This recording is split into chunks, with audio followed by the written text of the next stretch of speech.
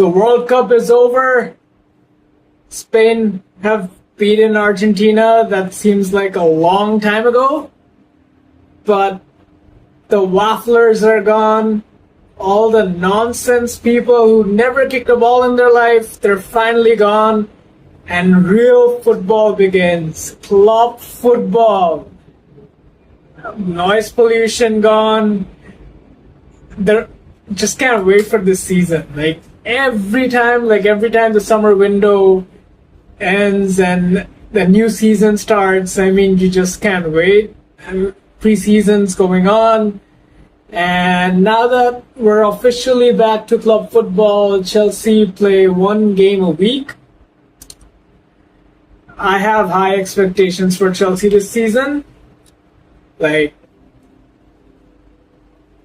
winning the Premier League sounds absolutely diabolical, but it's possible. And it's genuinely possible. I've seen it in 2016, Antonio Conte, one game a week. The players are rested. I mean, look at Man United last season. The squad is nowhere near good enough, but they still did an amazing job. Like, they really did. They didn't, like, against the top six, they were good. And when you have the team, when you have the depth, and they helped their case by getting out of the FA Cup and Carabao Cup early. But in Chelsea's case, I genuinely think winning the league is possible. It sounds crazy, especially when Arsenal's there. But, I mean, if you really think about it, Rodri leaving, Man City, a rebuild, Liverpool, rebuild, Salah gone, Robertson gone, and then United, Champions League football, their squad isn't good enough for both. Arsenal could this is the easiest way, like, for Arsenal to, like, retain this league is generally possible, and they could do it easily. But some factors like Rice, Timber, who was it again? I mean, they have some people injured, and then as of today, Vinicius Jr. is linked to them. Vinicius Jr. to Arsenal, I don't think phases anybody. That guy couldn't even do it against Spanish plumbers. I don't think Vinicius Jr. does anything at Arsenal. He's just a black Brazilian Martinelli. I honestly feel the same way. If he was coming to Chelsea, I don't rate Vinicius Jr. to Arsenal. Statement signing, and then Zolis, Martinelli, but I don't think Vinicius Jr.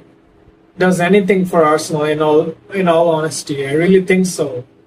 Laporte, I think, was asked 2 years ago, like when the Spanish media was after him, when Madrid was making those signings, what do you think about Mbappe joining Real Madrid? That guy was so ice cold, he just said he's gonna disrupt the locker room. I mean, those words still live by today, like, in all honesty. But yeah, I mean, Chelsea winning the league, I hope so, but I mean, finishing top four is a must. When you look at the ambitions of the owners this time, the transfer window, Xabi Alonso, I mean, why not? The transfers are actually good. I've seen some people argue like, why Granit Xhaka, why John Stones, they're finished. But what you don't understand is they've actually learned, and they actually are now willing to bring on these old people above 30. I don't see that as a negative at all. If they're willing to bring in John Stones and Granit Xhaka, which won't happen, but it shows that they've altered their parameters. They're not going to buy these stupid young players anymore. They are. I mean, we're still linked to these players, but at least they've learned. It's almost like Alonso came in and like knocked common sense into them, that you need experienced players. And we ourselves have Thiago Silva. So I don't know why that stopped. But the signings are good. Morgan Rogers, I know many fans were against it, but I don't see anything wrong with Morgan Rogers, especially when him and Palmer are like best friends. Sort of stupid if you're gonna spend like a world record fee for Palmer's just to bring Palmer's best friend, but that's not why he's here. Morgan Rogers is great, and Morgan Rogers is also one of those players, left, center, false nine, number 10, and people need to really clock in the fact that not all players are going to be fit all the time.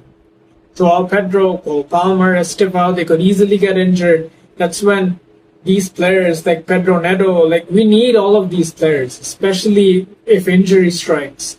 Chelsea's already on tour. Emega's injured. Quenda's injured already before the season begins. So you need good depth. You need these players. You need these mobile players, number 10, left, right, who you can interchange in terms of injury.